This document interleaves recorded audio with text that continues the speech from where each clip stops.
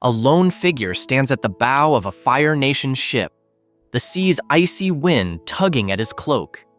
Scattered light from the rising sun glints off a burn scar that mars the left half of his face, a constant reminder of failure, pain, and a father's cruel expectations. This is Prince Zuko, the banished son of Fire Lord Ozai. Once destined for nobility and honor, he now wanders the world in search of the Avatar, believing that capturing the elusive airbender is the only way to restore what he has lost. Inside him, twin storms rage, one of fury and desperate ambition, and another of loneliness and doubt. Destiny has offered him two paths, redemption or ruin, and at every turn, his choice will reshape the fate of the world. In another life, Zuko's journey might have been one of healing and friendship. He could have learned that honor is something one earns for oneself, not something granted by a tyrant. With the guidance of his patient Uncle Iroh and the unexpected kindness of those he considered enemies, Zuko might have found a new purpose beyond his banishment. But what if Destiny's whispers were drowned out by the roar of his inner demons? What if every chance at redemption slipped through his fingers, and each time he teetered on the edge of change, he fell back into the shadows? What if Zuko stayed evil? This is the story of an alternate timeline, a twisting of fate where Prince Zuko never abandons his relentless pursuit of the Avatar and never joins Team Avatar as an ally. It is a tale of honor and obsession, of flickering hope and consuming darkness. We will follow Zuko from the beginning, through every struggle and temptation, watching as he grapples with the same choices but ultimately turns away from the light. The world of Avatar. The Last Airbender will play out in familiar scenes with one crucial difference. The banished prince's heart never truly bends. His path remains one of fire and shadow, and the ripple effects of his choices threaten to engulf the world in unending flames. Book 1. Water. At the war-torn edges of the Southern Water Tribe, a quiet morning is shattered by the ominous shape of a Fire Nation ship cutting through the mist. Prince Zuko stands on deck, eyes narrowed at the sight of smoke rising from a village on the icy shoreline. He has finally found a clue. A burst of light from the ice a day earlier guided him here, evidence of the Avatar's return after a century. Determination hardens in Zuko's chest. After 2 long years of searching the seas, the exiled prince is closer than ever to reclaiming his honor. Beside him, his Uncle Iroh watches with a mix of concern and hope. Iroh knows how much this moment means to his nephew, but he also understands the dangers that obsession can bring. Zuko wastes no time. As soon as the ship docks against the ice, he marches on the snow-laden village, flanked by a small unit of Fire Nation soldiers.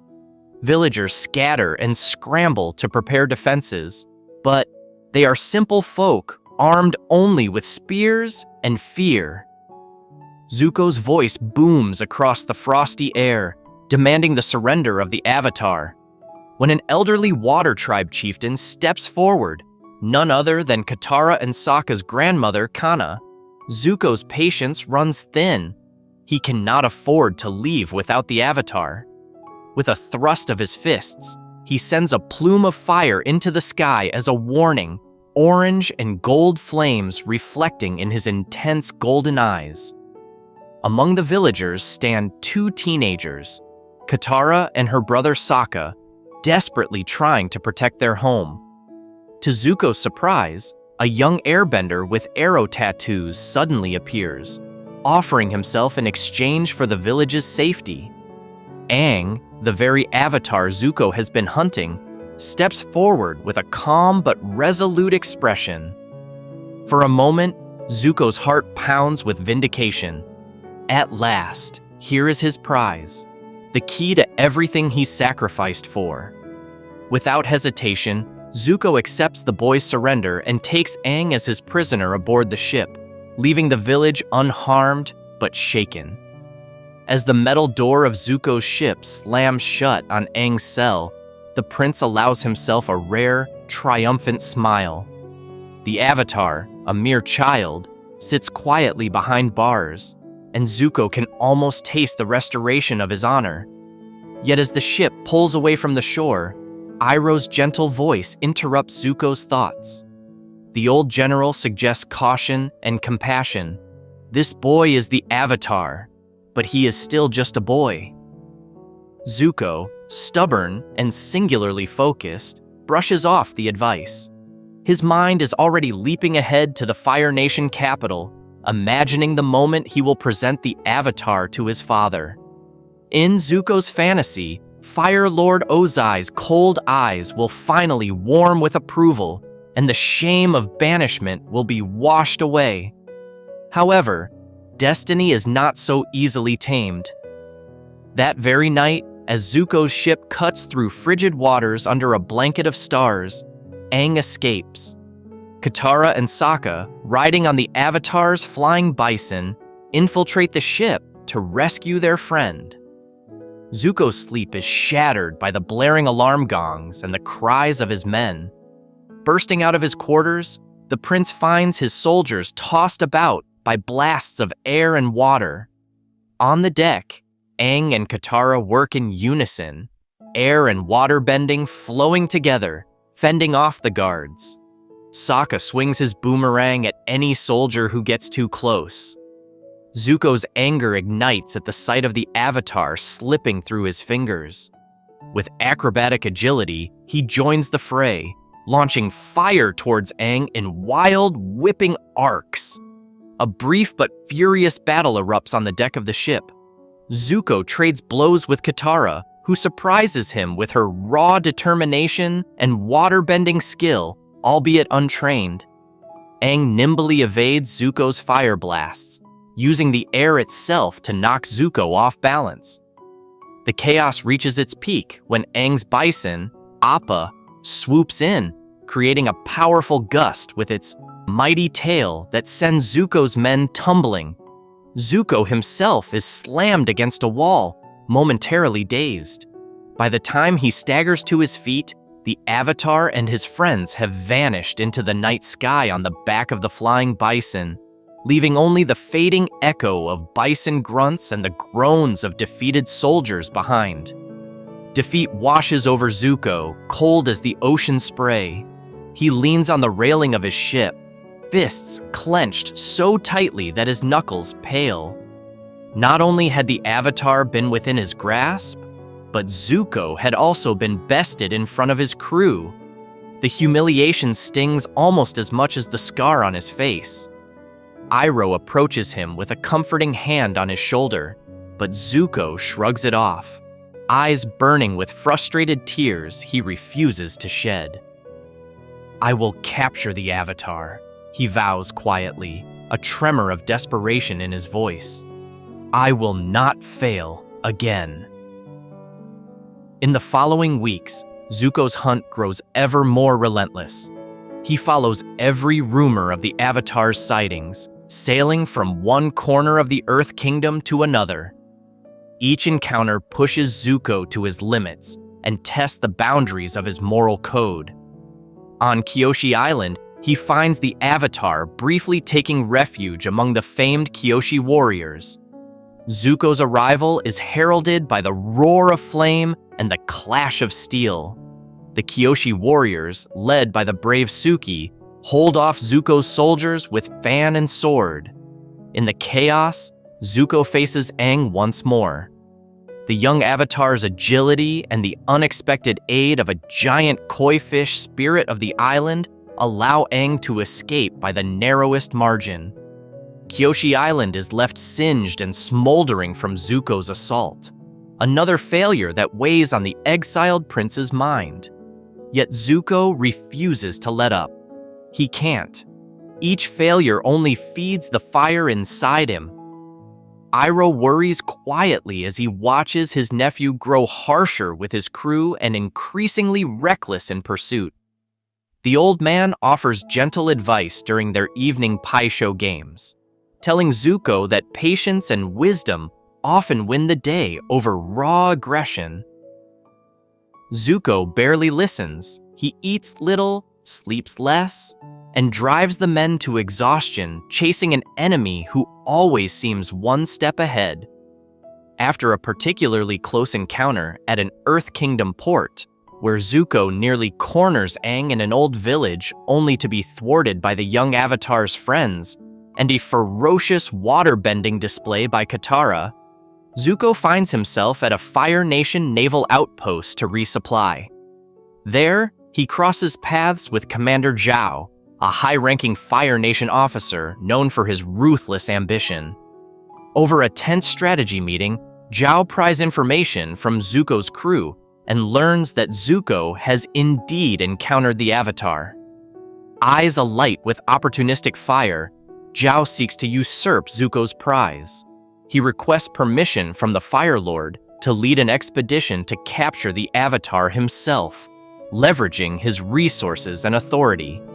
Zuko seethes when he learns of Zhao's interference. The young prince's pride and purpose are being challenged by an arrogant commander who sees him as a mere banished boy unworthy of such a great catch. When Zhao smugly invites Zuko to an Agni Kai, a fire-bending duel, that evening at the outpost, Zuko accepts with barely contained fury. Under the glow of torches in a stone courtyard, the Agni Kai unfolds. Zhao strikes first, launching a ferocious wave of flame. But Zuko's training and determination prove superior. He channels his anger with disciplined precision, redirection, and counterattacks flowing from him in a blistering dance of fire. Iroh watches from the sidelines, concern etched on his face, but also pride at Zuko's skill. In a final swift maneuver, Zuko knocks Zhao to the ground. The commander's armor clatters as he falls, and a hush descends over the watching soldiers. Zuko stands over his defeated opponent, breathing hard, flames still wreathing his fists. Zhao yields, fear and hatred in his eyes. For a moment, Zuko contemplates ending the man's ability to interfere ever again. Fire crackles in his palm.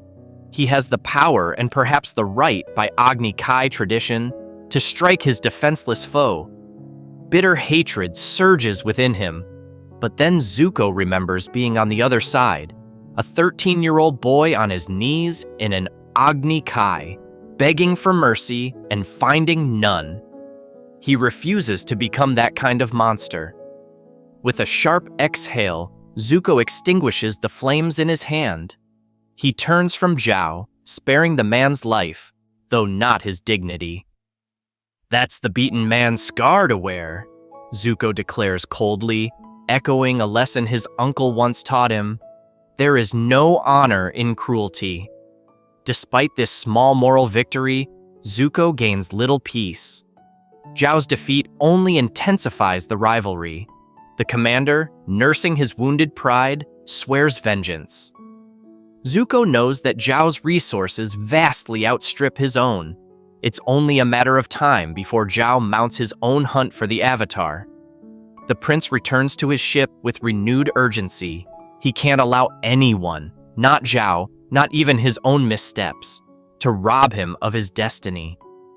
As the Avatar and his companions make their way toward the Northern Water Tribe to find Aang, a water-bending master, Zuko doggedly tracks them. Winter deepens, and the waters grow perilous with ice. Zuko's crew becomes restless. The pursuit is taking them far into the freezing north, beyond usual patrol routes. But Zuko's obsession burns hotter than any hearth. Finally, thanks to intercepted messages and a little luck, Zuko discovers that Aang and his friends are heading for the Northern Water Tribe. Opportunity glimmers. If Zuko can reach the Northern Tribe's hidden city and capture the Avatar before Zhao's larger navy arrives, he might still claim the glory for himself. The journey is treacherous. Zuko's ship must navigate bitter cold and towering icebergs. Iroh cautions that Zhao's armada cannot be far behind. The Fire Nation has decided to launch a full-scale assault on the Northern Water Tribe. If Zuko charges ahead, he'll be sailing into a war zone with only a single ship. But in Zuko's mind, this might be his last chance. War or not, he has to get to the Avatar first. Under the cover of a howling snowstorm, Zuko orders his crew to halt at a safe distance from the Northern Water Tribe's main defenses. The city itself, an icy fortress of grandeur and cascading canals, looms in the distance. Zuko cannot afford to approach openly. Zhao's invasion is likely imminent, and an outright battle would draw too much attention. Instead, Zuko opts for subterfuge. Wrapped in thick furs and with his sword strapped to his back, Zuko sneaks over the ice on a smaller boat, leaving Iroh and the bulk of the crew behind. The frigid wind bites at his scarred face as he silently glides toward the outer wall of the Northern Water Tribe city. With ice picks and sheer will, he scales the wall under the cover of darkness, evading sentries on the battlements. Each breath fogs in the air as he slips into the city, a shadow among the glistening architecture of ice. Within the luminescent blue corridors of the Northern Water Tribe's capital, alarms begin to sound, but not for Zuko. Zhao's armada has arrived, heralding war at dawn. The distraction is perfect. Amid the chaos of tribesmen preparing for battle, Zuko lurks unseen, searching for the Avatar. Eventually, he finds Aang in the Spirit Oasis, a serene garden at the city's heart, filled with an ethereal glow of the moon and ocean spirits. Aang sits meditating in front of a small pond, his eyes and tattoos glowing in the eerie stillness as he enters the spirit world to seek guidance. He is alone, vulnerable. Zuko steps forward, breath hitching in his chest. Here is the moment that could change everything. He stands over the unresponsive Avatar, conflicted just for an instant by the peaceful look on the boy's face. This is no fierce warrior now, just a kid far from home. But Zuko steels himself. He cannot waver. With careful movements, he lifts Aang's limp body and slings the boy over his shoulders. The weight is surprisingly slight, yet the significance is immense. Cradling the Avatar, Zuko flees into the blizzard outside the oasis, disappearing into the night just as the first Fire Nation tanks breach the outer walls. The storm swallows them, providing cover, but also peril. Icy winds whip at Zuko's face, each step through deep snowdrifts a battle. Before long, the light of the city and the sounds of war fade into the distance. Zuko trudges further into the darkness, carrying Aang's unconscious form to ensure no one else can interfere. Amid the howling winds and stinging snow, Zuko finds refuge in a small ice cave carved into a glacier. There, with only dim firelight from a flame he coaxes in his palm, Zuko examines the Avatar's peaceful face. Exhaustion sets in, and the prince's guarded expression falters. In the silence, his thoughts turn inward. As Aang's body lies still, Zuko can't help but speak into the void. Perhaps to the Avatar, perhaps to himself. His words echo softly against the icy walls. "I've captured the Avatar. I should be happy," he rasps, the cold biting at his throat. "So why do I feel so empty?" The cave offers no answer except the distant boom of battle outside. Zuko's voice trembles as he continues, half confession, half accusation. He recalls the Agni Kai that cost him everything, how his own father had burned and banished him for a moment of compassion. "I was 13, he whispers angrily, tears freezing at the corners of his eyes. He remembers the searing agony of fire on his skin, his father's words branding his soul with shame. All I wanted was to speak out for our soldiers, and for that, I was cast out. The howling wind outside almost sounds like a dragon's roar, a memory of his father's fury. Zuko glances at the unconscious Avatar, a bitter smile on his face. You're just a child too, but you're the hope of your people. I'm the shame of mine. The truth in that statement cuts him deeply. In the darkness, Zuko admits a thought he'd never dare voice in the light of day, that he's tired of chasing, of feeling inadequate, of the anger that fuels him. For an instant, he lets himself wonder what it would be like to let go of this burden. Would he still be himself without his quest for honor?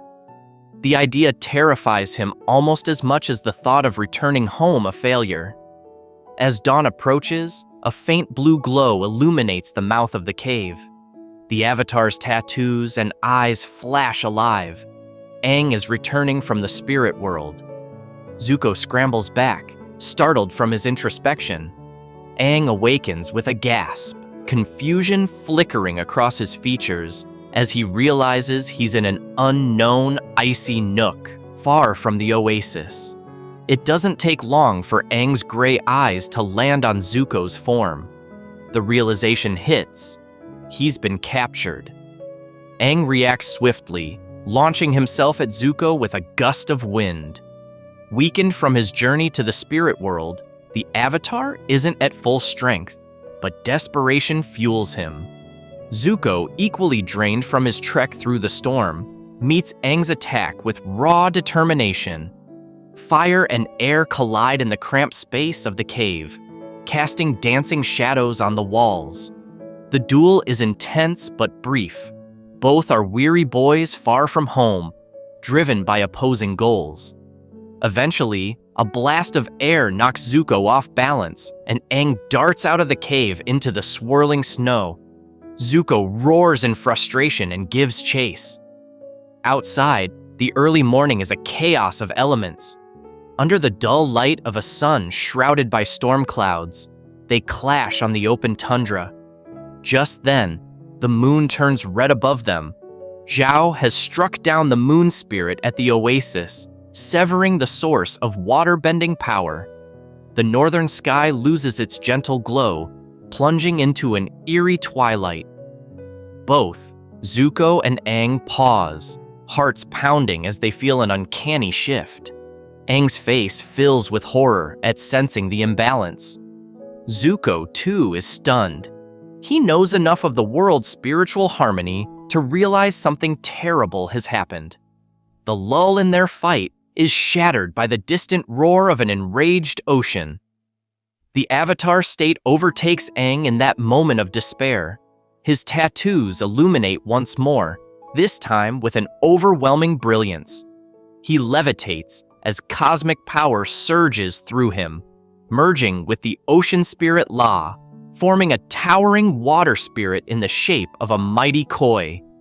In this form, Aang, or rather the Avatar spirit, sweeps back towards the besieged city to exact vengeance on the invaders and restore balance.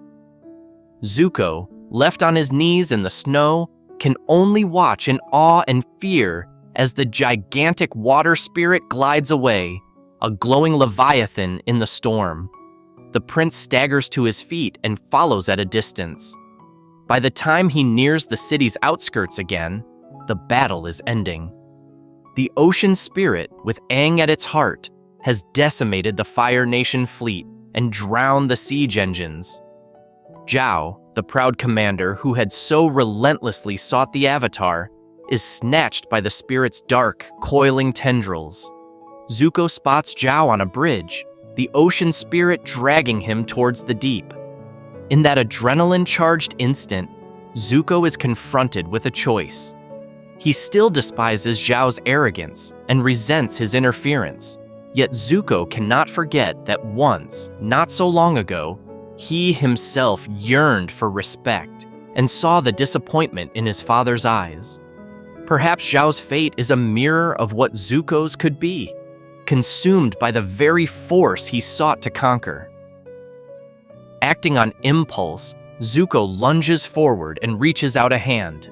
"Commander, take my hand!" he shouts through the spray and chaos. Zhao, stubborn pride unbroken even in the face of death, looks at Zuko with a mix of shock and scorn. For a heartbeat, it seems Zhao might accept the lifeline, but instead, Zhao's face hardens. He would rather die by his own stubbornness than be saved by the banished prince he considers inferior. Zhao jerks his hand back, rejecting Zuko's help. The water spirit engulfs him entirely, and with that, Admiral Zhao is gone, leaving only ripples in the water where he stood.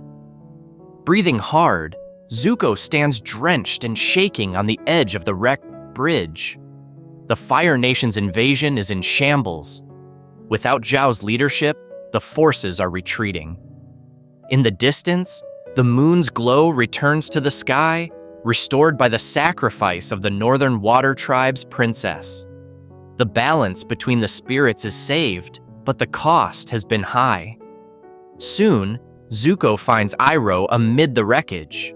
His uncle had infiltrated the city to protect the moon spirit and fought against Zhao's men in the process. Relieved and yet heavy-hearted, Iroh places a hand on Zuko's shoulder. They are alive, and the Avatar ultimately slipped away. Once more, but the situation has changed drastically. Zuko's father will not be pleased.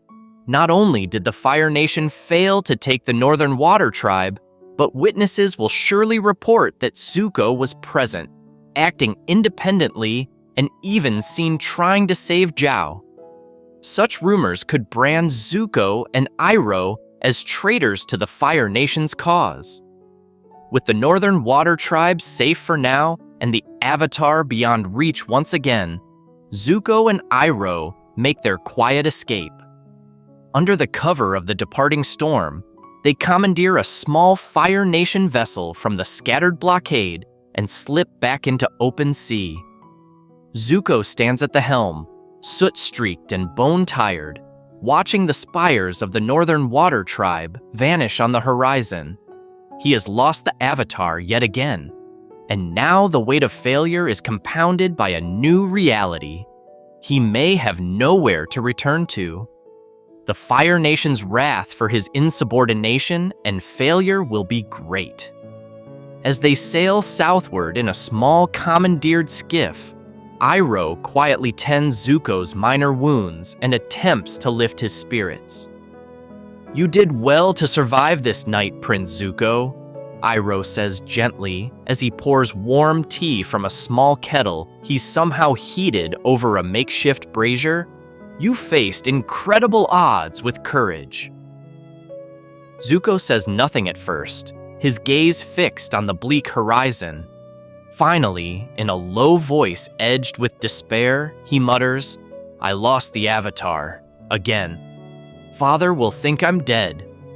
Or just a failure." His fists clench around the teacup, knuckles white. "What honor do I have left, Uncle?" The vulnerability in his own question makes his jaw tighten. Iroh places a hand on Zuko's shoulder, his touch firm and comforting despite the cold.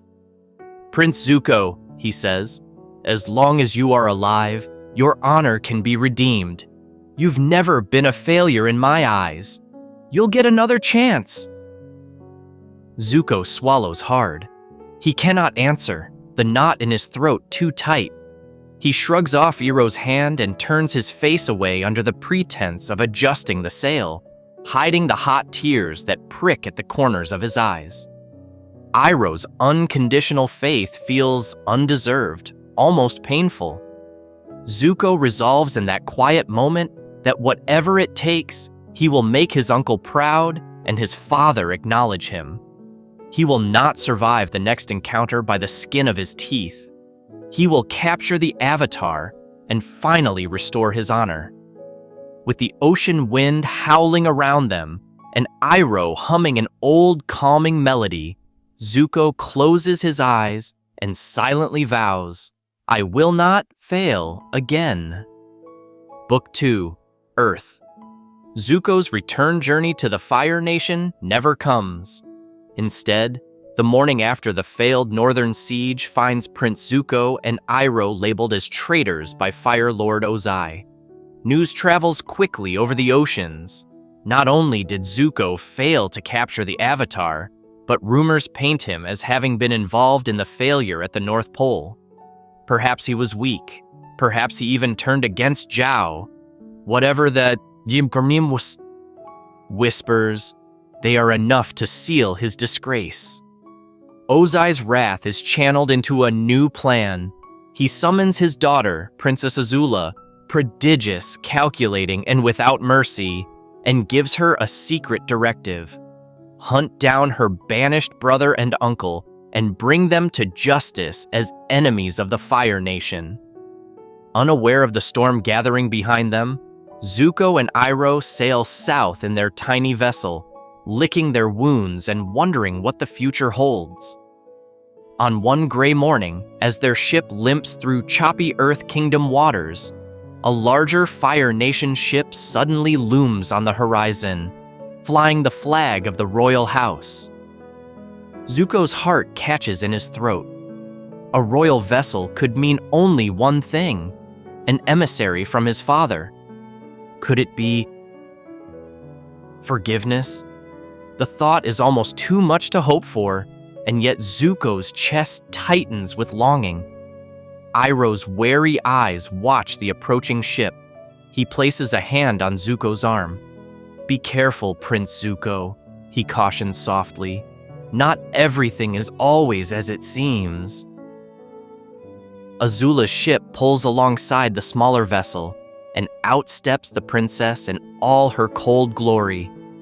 Azula greets her brother with a sweet, false smile that only unsettles Iroh further. She brings glad tidings, or so she claims. "Father regrets your banishment, Zuko," Azula purrs, every word precisely measured. "He wants you to come home." The words hit Zuko like a wave. Home. The Fire Nation throne room. His father's approval. It's everything he's wanted for so long that he feels tears prick at his eyes. For a moment, he is speechless. Iroh's instincts scream that this is a trap. He interrupts, politely but firmly questioning why the Fire Lord's change of heart comes so conveniently after the North Pole debacle. Azula's golden eyes flick to her uncle with thinly veiled impatience. The air is taut with tension and hidden intent. "The Fire Lord is very concerned for you both," Azula insists with a syrupy tone. "He heard you were wounded, dear uncle." Iroh bows slightly, deflecting her gaze, trying to sense the truth beneath her words. Zuko, however, wants desperately to believe her. He steps forward, voice trembling with emotion. "Azula, he wants me back?" The young man's face, usually hardened by scowls, almost softens with hope. Azula's smile widens, cat-like. "Of course, Zuzu, you've been away far too long." She extends a hand as if to welcome him aboard her ship. But when Zuko moves to accept, Azula's fingers crackle almost imperceptibly with blue sparks. A sign only Iroh catches in time. "Zuko, no!" Iroh yells. And in that split second, Azula's trap springs. Lightning surges from Azula's fingertips, aimed straight at Zuko's heart. Iroh lunges, shoving Zuko aside. The bolt slices through the air, barely missing nephew and uncle as they tumble to the deck. Azula's sweet facade melts into a mask of steely intent. "Father regrets nothing," she hisses, eyes burning with blue fire. What follows is a blur of betrayal and desperation. Fire Nation soldiers swarm onto the small vessel at Azula's command. Zuko's world, which for one instant was filled with the light of acceptance, plunges back into chaos. He ignites into action, fury and heartbreak mixing in his veins. Zuko and Iroh fight back-to-back against Azula's elite guards. Iroh blasts a gout of flame that sends 2 soldiers overboard. Zuko parries a spear and counters with a roundhouse kick, flames trailing his foot and felling another attacker. But Azula herself is a far more deadly foe. She leaps gracefully into the fray, blue flames cascading from her fists. Zuko barely manages to block her onslaught, each impact driving him further toward the ship's railing. "Did you really think Father would welcome you back?" Azula taunts over the din, her voice icy calm even as she trades blows with Zuko. "You're a disgrace to him." Her words cut deeper than any blade, because in them Zuko hears his own fears echoed. For a heartbeat, Azula's strike slips through Zuko's defense. A ribbon of blue fire singes his arm, eliciting a grunt of pain. Azula's lips curl in a condescending smirk. Poor Zuzu, still so weak. Iroh intervenes, sending a burst of flame between Zuko and Azula, forcing the princess to spring back. Seizing the moment, he grabs Zuko's sleeve. "We must go now!" Iroh shouts. The deck is a chaos of flame and smoke, and it's clear they are outmatched and outnumbered. Azula's reinforcements keep coming. Zuko resists at first. He doesn't want to flee from his sister, from this challenge, from anything. But Iroh's grip is firm and pleading. Swallowing his pride along with the bitter realization that his father's message was indeed a cruel ruse, Zuko yields. Together, uncle and nephew make a daring escape, diving over the side of their own ship, just as Azula's fire blast splinters the mast behind them. They plunge into the cold sea. Within moments, the currents and smoke from the burning vessel cloak them from Azula's view. She stands at the railing of her ship, fists clenched in frustration as the sea churns and steams. There is no sign of bodies, no confirmation of their demise. With a scowl, Azula orders her ship to scour the wreckage. But Zuko and Iroh, bruised and gasping for breath, manage to cling to a piece of floating driftwood and slip away amidst the debris and morning fog. By afternoon, they wash ashore on a desolate Earth Kingdom beach, alive but soaked and shivering. The full weight of what has transpired presses down on Zuko. Azula's words replay in his head. "Father regrets nothing. You're a disgrace." Each syllable feels like another spark, igniting his temper and his despair. In a surge of emotion, Zuko lashes out at the empty beach. He punches the sand, his fire-bending flaring with the motion and sending a cloud of glassy grains into the air. "How could I have been so stupid?" he yells, voice cracking. There is no one to hear but Iroh and the crash of distant waves. Iroh, dripping wet and weary, approaches his nephew carefully. He watches Zuko with sorrow, wishing he could take this pain away. Gently, Iroh kneels beside the young man. "Zuko, your sister is a master of lies," Iroh says softly. "Do not blame yourself for wanting to believe in your father's love." Zuko's shoulders shake, whether from cold or tears or both. "It doesn't matter," he spits bitterly. "Father's love, my honor, it was never real. Nothing has changed. I'm still banished. No, now I'm a traitor on top of it all." A heavy silence hangs between them. Iroh breaks it by clearing his throat and rising to his feet. He unties the top knot that holds what remains of his singed hair and picks up a discarded blade from the shipwreck. Zuko looks up, confused, as Iroh hands him the sword. Wordlessly, Iroh bows his head, indicating for Zuko to cut his hair. In the Fire Nation, the top knot is a symbol of honor and lineage. To remove it is to acknowledge a severance from one's former life. Zuko's hand trembles as he takes the blade. He understands the gravity of this moment. With a deep breath, Zuko slices through his top knot at the base. The raven black hair falls away, carried a few paces by the wind before dropping to the sand. Iroh does the same with his own hair, letting the knife do away with the symbol of their royal ties. The two stand with the orange glow of sunset at their backs, the last vestiges of their old identities drifting out to sea. It is a quiet, solemn act of survival. They will shed their skins, disappear, and live to fight another day. In the weeks that follow, Zuko and Iroh travel as exiles in the Earth Kingdom, hiding from Azula's continued pursuit. They discard their Fire Nation armor and silks, dressing instead in tattered robes that allow them to blend in among refugees. Zuko begrudges every indignity of this life on the run, the scarcity of food, sleeping in caves or barns, concealing his firebending, and even the very fact of his royal blood. Each day away from his homeland and his quest feels like a step further from the honor he so desperately sought.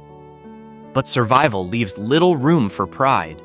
Iroh, ever adapting, seems almost at peace with their lowly circumstances. He treats each setback as an adventure, coaxing tea from the most meager of supplies and pausing to admire the beauty of the Earth Kingdom's landscapes even as they move furtively from village to village.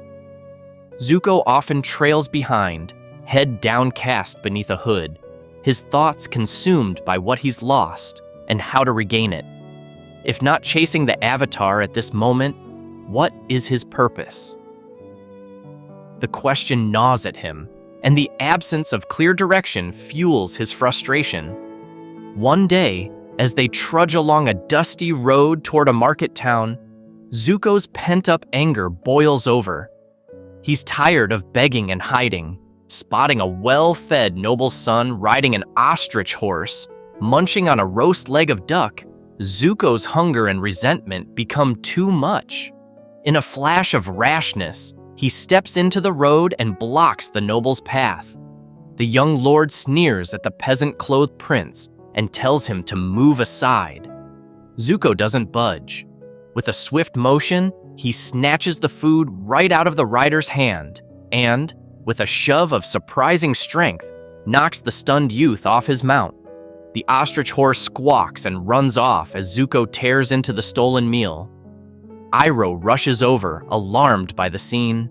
The fallen noble sputters in outrage, calling for guards that aren't there. Before the situation can escalate, Iroh bows apologetically, offering a quick word of reconciliation that falls on deaf ears. He drags Zuko away by the arm. They disappear down an alley, Zuko still chewing defiantly. "We cannot behave this way," Iroh admonishes once they're safe, though his tone is gentle. "We must not let anger drive us to dishonor ourselves further." Zuko bristles, swallowing the last bite. "Dishonor? That spoiled fool has plenty to eat and a home to go back to. We have nothing," he retorts. His voice cracks at the last word, betraying how deeply that nothing cuts him. Iroh sighs, placing a hand on Zuko's shoulder. "We have each other," he says quietly. "And while it may not seem like it now, nephew, life is giving you a chance to find out who you are without the crown's shadow over you." Zuko pulls away, unwilling to accept that perspective. Who is he without his title, without his mission? To him, it feels like emptiness. That emptiness continues to haunt Zuko as they wander. Eventually, out of necessity and Iroh's urging, they take refuge in a remote Earth Kingdom village. To avoid detection by Fire Nation scouts, Zuko decides to travel on alone for a while Iroh finds work doing what he does best, making tea. Though reluctant to leave his uncle, Zuko claims he needs time to clear his head and perhaps find his own way of supporting their cause. and secretly, he hopes to catch wind of the Avatar. Thus, Zuko becomes a solitary traveler, a swordsman in tattered green clothes with a broad straw hat obscuring his scar. He walks alone into the dusty earth town of Gaipan, where he encounters the hardships of ordinary people up close. Calling himself simply Lee to anyone who asks, the prince without a crown experiences anonymity for the first time in his life. In one village, Zuko chances upon a family of farmers being harassed by rogue Earth Kingdom soldiers turned bandits. They demand food that the family can't spare. Zuko, remembering the cruelty soldiers showed to Fire Nation citizens and the hardship of war he saw as a child in the colonies, steps in. With the blunt sides of his twin swords, his treasured dual Dao blades, a gift from Iroh long ago, he skillfully disarms and drives away the troublemakers. The act surprises even him. He intervened almost on instinct, not for personal gain, but out of a sense of right and wrong. The family, not knowing his true identity, offers Zuko a place to stay as thanks. For a short time, Zuko lives among them, helping with chores on their small farm. In the evenings, he sits by the hearth while the farmer's wife serves simple stew, and the young son, a boy named Lee, coincidentally sharing the alias Zuko adopted, chatters about wanting to see the great Earth Kingdom city of Ba Sing Se or meet a real swordsman. The boy's admiration for the mysterious stranger grows as Zuko displays his swordsmanship by day, even teaching Lee a move or two with a wooden stick. These humble moments ease something in Zuko's chest.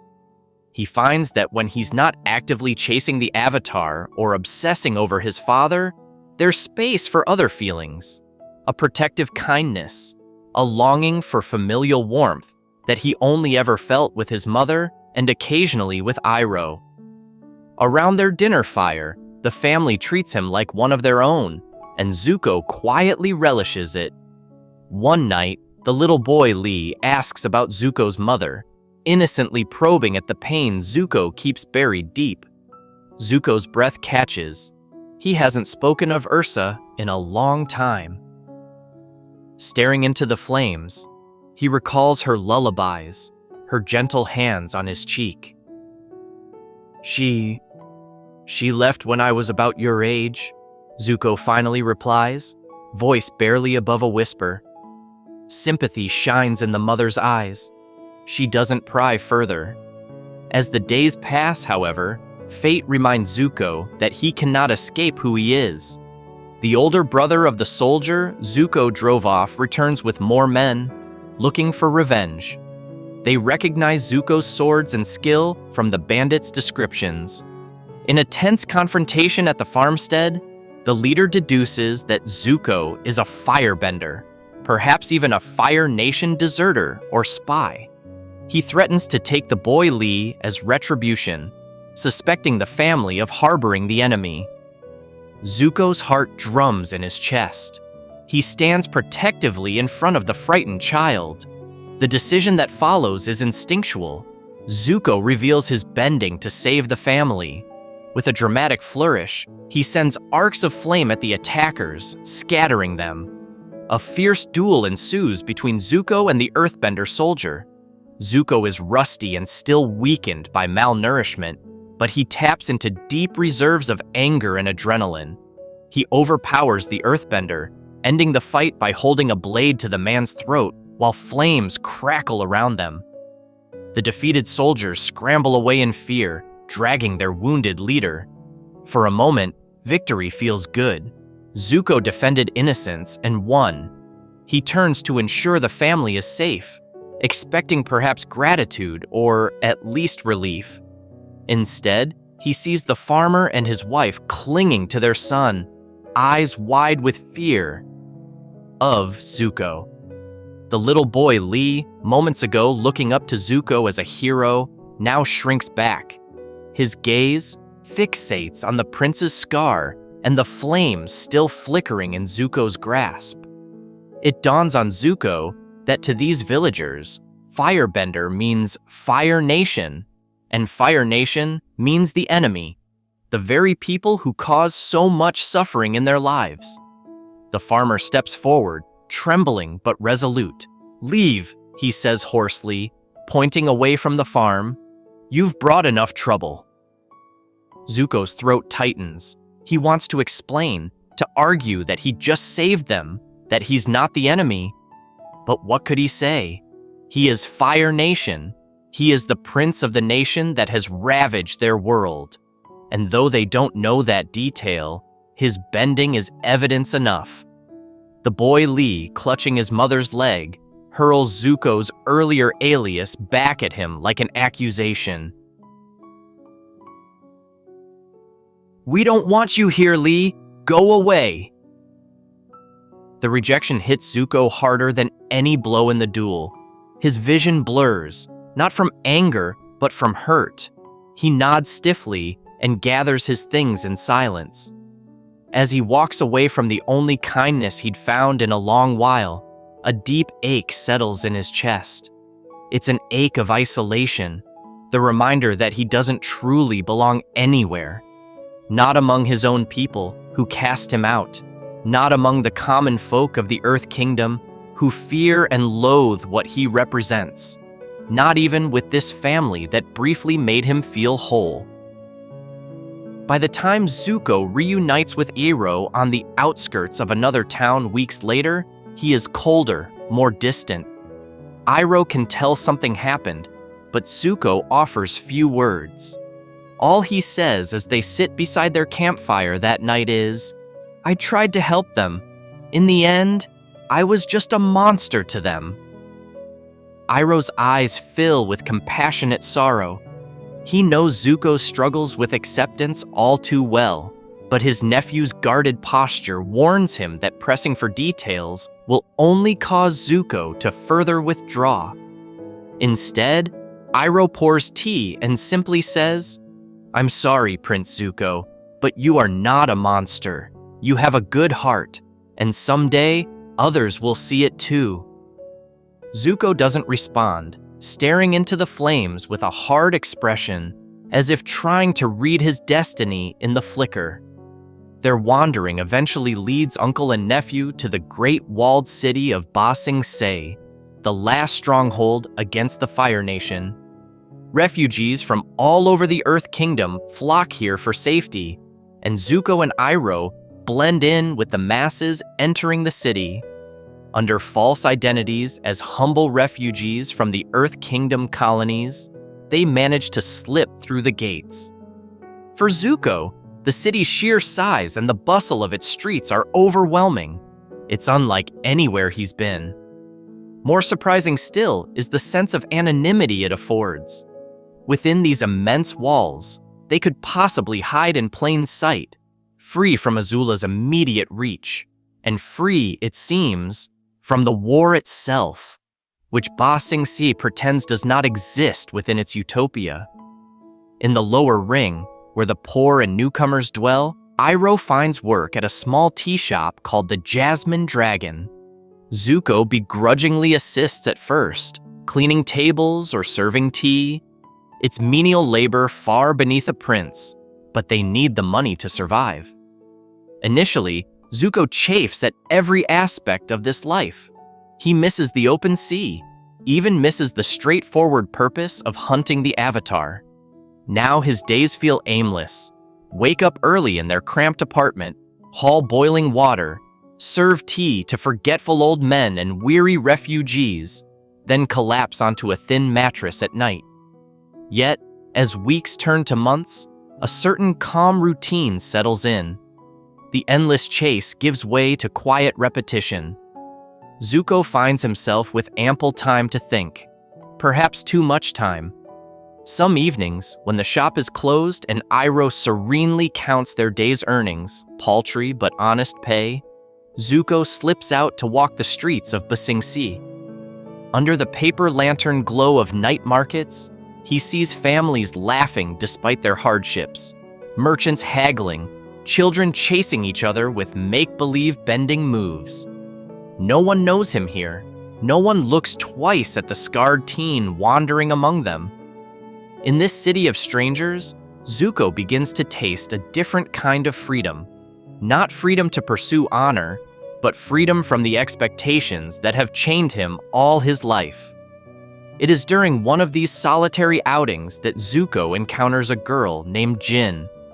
Jin is a local from the lower ring, a kind-hearted girl with a bright smile who frequents the tea shop.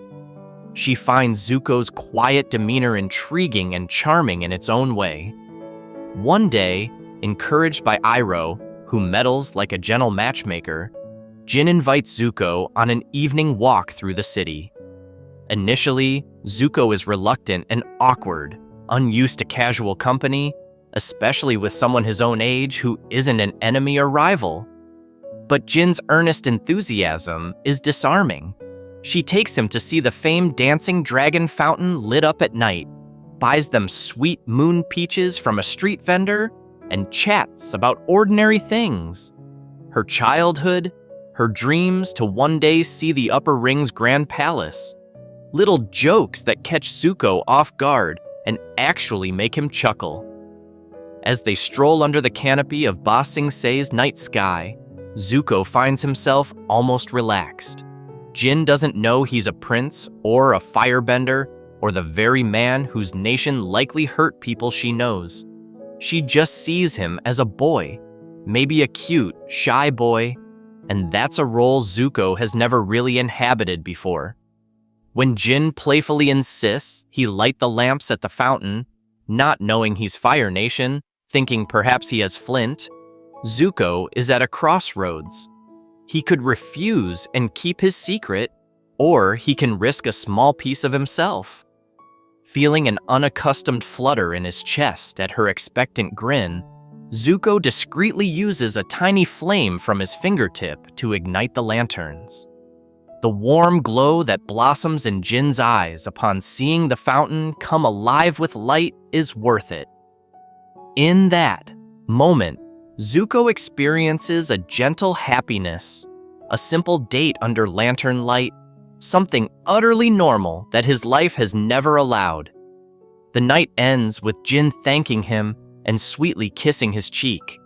Zuko's face flushes, and not from fire. Flustered, he bids her goodnight and retreats to his apartment, touching the spot on his cheek in wonder. For a short while in his tiny room, listening to Iroh's soft snores in the next room, Zuko allows himself to smile. The experience with Jin shows him a glimpse of an ordinary life he could have, one not defined by anger or mission. But as he lies on his back staring at the ceiling, the smile fades. These moments feel like stolen droplets of peace in an ocean of turmoil, and Zuko knows the storm has not passed. His destiny, whatever it may be, still waits beyond the horizon of this temporary calm. He doesn't have to wait long for destiny to catch up. Despite Ba Sing Se's outward peace, war is on its doorstep, brought within by secret agents of the Fire Nation. Princess Azula, never one to give up her hunt, infiltrates the city with her allies Mai and Ty Lee, disguised as the Kyoshi warriors, the elite fighting women from the Earth Kingdom, whom Azula defeated and impersonated. They work from the shadows to destabilize Ba Sing Se from within, planning a coup to deliver the great city to the Fire Nation. Zuko remains oblivious to Azula's presence for a time. His life at the tea shop continues uneventfully until an unexpected encounter changes everything. One day, a whisper reaches Iroh's ears about a certain creature being kept in a secret facility, the last living sky bison, Appa, the Avatar's animal companion, lost in the city. Iroh chooses to share this information with Zuko cautiously. He knows the mere mention of the Avatar can rekindle old fires in his nephew's heart. And indeed, as Zuko learns that Appa is being held captive somewhere in Ba Sing Se, he feels the stirrings of his obsession returning. Capturing the Avatar's bison could be the key to finding Aang himself. It's an opportunity Zuko finds impossible to ignore. Late one night, tormented by this knowledge and the resurgence of his purpose, Zuko slips out of the house, donning his blue spirit mask, an artifact of his past from a time when he rescued Aang from Zhao's fortress in the north, only to pursue his own ends. The blue Oni mask once more conceals Zuko's scar and identity as he stalks through the dark alleys, following rumors and intuition toward an underground base beneath Lake Laogai. Iroh discovers Zuko's absence and, guessing his intent, rushes out into the darkness to stop his nephew from making a grave mistake. Within the secret Dai Li hideout, Zuko finds Appa chained and muzzled, guarded by a handful of elite earthbenders. The giant bison groans softly, distressed but alive. A surge of triumph and confusion wells in Zuko. Here is a piece of the Avatar, gift-wrapped by fate. But freeing or capturing the creature means facing the question, what next? If he were to capture Appa, he could lure Aang. And then what? Turn him over to the Fire Nation that has spurned him? Use Aang as a bargaining chip to force his way home? The plans in Zuko's mind swirl, unclear yet tempting. The guards notice the intruder, and a fight erupts in the cavernous chamber. Blue Spirit Zuko, wielding his twin swords with ferocity, manages to incapacitate several Dai Li agents, darting among pillars and shadows. Appa bellows and thrashes in fear as stray earthbending strikes near him. Amid the chaos, Iroh arrives. Instead of joining the fight, the old man steps between Zuko and the remaining guards, hands raised. With measured calm, he addresses the Dai Li warriors, drawing on his presence as a retired general of the Fire Nation. In a surprisingly diplomatic move, Iroh convinces the guards that this cause, imprisoning the Avatar's creature, serves no one now that the Earth King's war minister, Long Feng, has been arrested by Azula's coup elsewhere. He appeals to their reason and self-preservation, hinting that staying here fighting is futile. Miraculously, the Dai Li, already shaken by internal upheaval in the city's leadership, choose to withdraw and regroup, rather than continue a pointless skirmish in the dark against this unidentified assailant. With the guards gone, Zuko stands panting, sword still raised, mind racing. Iroh approaches him slowly. Though Zuko's face is hidden behind the demon mask, Iroh addresses him by name, voice echoing gently in the damp lair.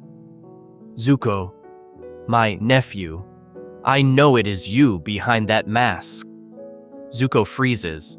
His uncle's tone carries both sorrow and sternness. Appa shifts and groans as if sensing the tension. Iroh continues, carefully stepping closer. I understand your desire to regain what you've lost, but if you proceed down this path, capturing Appa, using him as bait, you will only hurt yourself more. This is not the way. Zuko's mind is a tempest of conflicting desires. Through the slits of the blue spirit mask, his eyes dart from the trembling, frightened sky bison to his uncle's pleading face. I have to do this, Zuko argues, voice muffled and rough with emotion beneath the mask. It's my destiny. It's the only way. But even as he speaks the words he's repeated to himself for years, they feel less certain now, here in the dark, facing the gentle giant he helped imprison and the uncle who has always stood by him. Iroh steps forward until he's directly in front of Zuko, the swords nearly touching his robes. Is it your destiny, or is it a poison in your soul that you feed with anger and hope for someone else's approval? Zuko flinches at the words as if struck. His swords clatter to the stone floor. His grip slackens. Through the mask, Zuko's eyes well with tears of frustration. How can Iroh understand? How can he possibly know the gnawing emptiness, the fire of shame that drives Zuko night after night? And yet, a part of Zuko knows Iroh is right. He has felt that truth in quiet moments, in the kind smile of a girl who didn't know him as a monster, in the gratitude of villagers he saved, even in the hollow victory of standing over Zhao at the North Pole and realizing it brought him no real joy. Zuko's breath comes in sharp gasps. Slowly, he removes the blue spirit mask and lets it drop beside his swords. His scarred face is streaked with sweat and anguish in the dim light. Iroh rests a hand on Zuko's shoulder. "It's time to make a choice, Prince Zuko," Iroh says softly, though his voice trembles with urgency. "You are at a crossroads.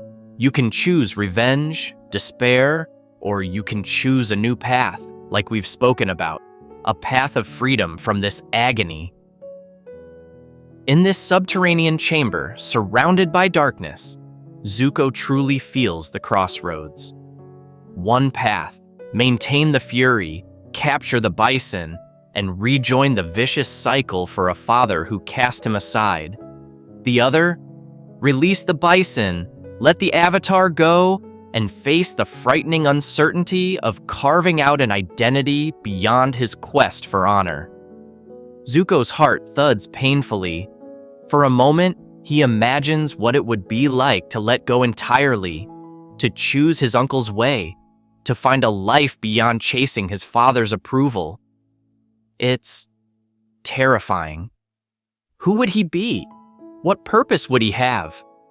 Yet, with Iroh's steady hand on him, and Appa's large, doleful eyes watching, Zuko feels a flicker of something he hasn't in a long time.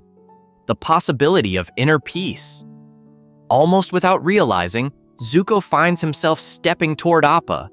The sky bison growls uncertainly. Zuko gently raises his hands, flames extinguished, and whispers, "It's okay. I'm not going to hurt you."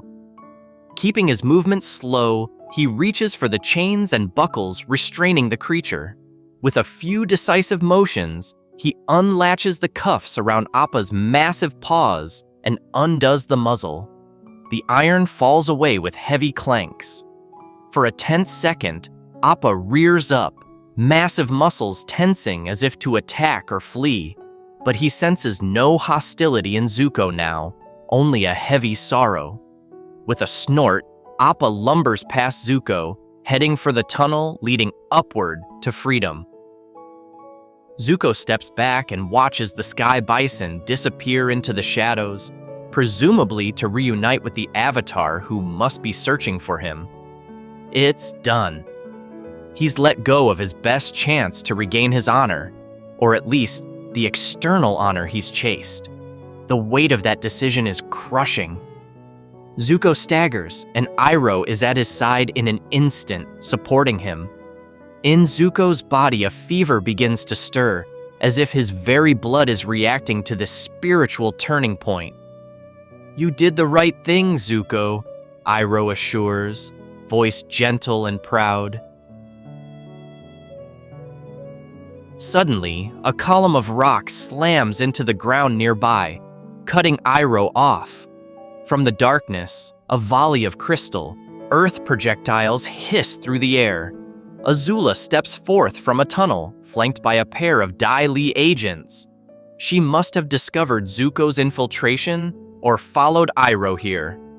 Her eyes flick from Zuko to the empty space where Appa had been chained, and her lips curl into a venomous sneer. Well, well, setting the Avatar's pet free? It looks like I arrived just in time to catch a little family betrayal in the act. Zuko's stomach lurches at her voice. He instinctively moves in front of Iroh, drawing a protective stance despite his fatigue. Iroh tries to speak to Azula, but she is in no mood for talk. "You've got it all wrong," Zuko begins, attempting to stall or explain.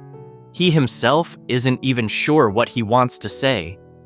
But Azula interrupts with a sudden blast of blue fire. Iroh reacts quickly, pushing Zuko aside and redirecting the flames with a swift circular motion of his arms. The blue fire curls and dissipates against the cave wall in a flash of sparks. "We must leave, Zuko," Iroh urges. Zuko hesitates, torn between fight and flight. Azula's Dai Li allies are already encircling them, boots grinding on stone as they bend the rock to their will. Sensing that Zuko is weakened and Iroh outnumbered, Azula smirks.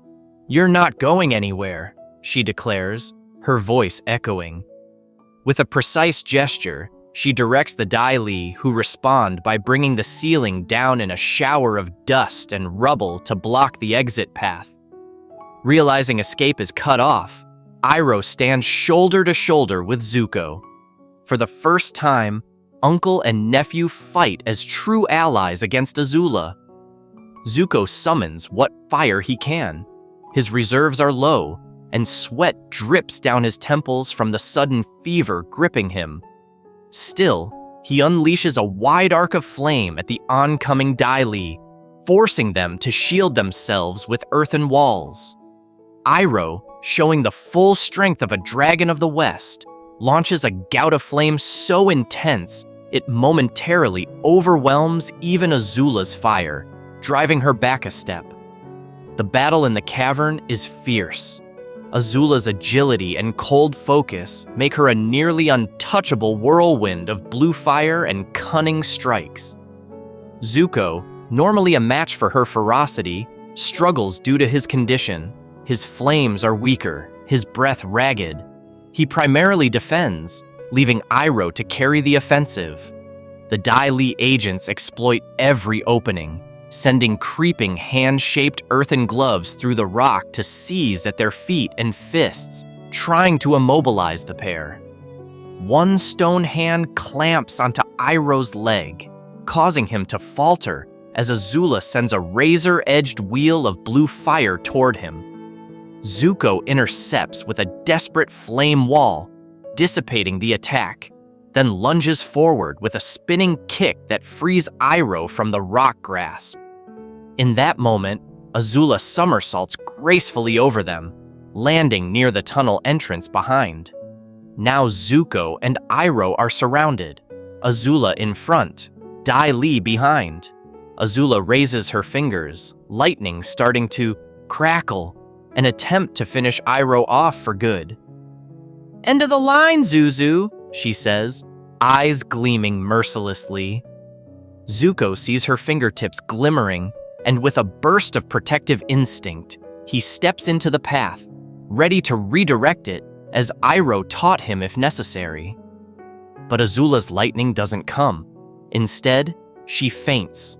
The lightning dissipates, and in the blink of an eye, she shoots twin jets of blue fire at the cave ceiling above Zuko and Iroh. The unstable roof collapses. A massive chunk of stone plunges toward Iroh.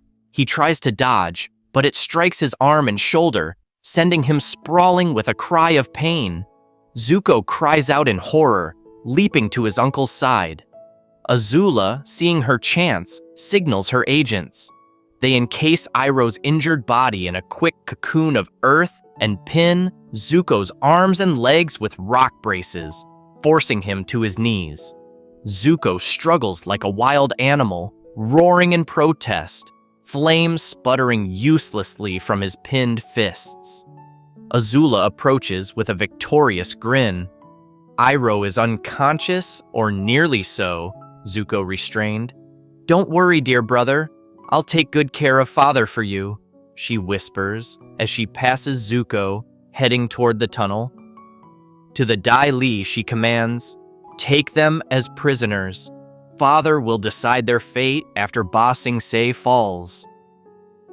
Before Zuko's world goes dark from a sharp blow to the back of his head by a Dai Li agent's rock glove, he registers a final pang of heartbreak.